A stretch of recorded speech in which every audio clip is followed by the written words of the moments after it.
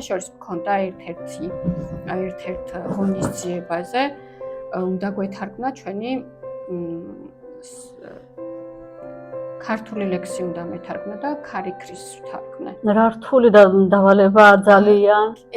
მისიამოვნე პროცესში? ძალიან მისიამოვნე პროცესში, ძალიან საინტერესო იყო, მაგრამ ანუ ვინც იყო ჩემი ასე ვთქვათ ხელმძღვანელი, იმისთვის ძალიან უცნაური იყო ის მომენტი, რომ მე მაინც მტკიცედ ვიძახდი, რომ ეს უნდა ჩაჯდეს რითმში და რითმი უნდა იყოს.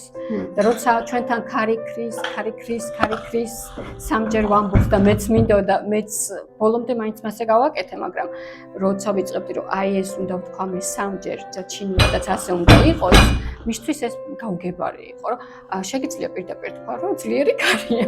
ხო, რა საჭიროა ეს მძაფრად გამეორება, ხო? რა საინტერესოა. ამ მხრივ, ანუ იმათთვის ეს რითმი, რომ მე მინდა, რომ ეს რითმი უნდა შენარჩუნდეს ლექსში და მთავარი მისი რითმია ვიძახდი, იმათთვის ეს გაუგებარი იყო, რომ რატო არ რთულებ? ჩვენთვის ანუ მათთვის ახალი კიდე თავი. მაგას ამბობდნენ, რომ ჩვენთვისო არ არის, ჩვენი სტილი არ არის, რომ ესე რამდენჯერმე ერთი და იგივე სიტყვა, ერთი და იგივე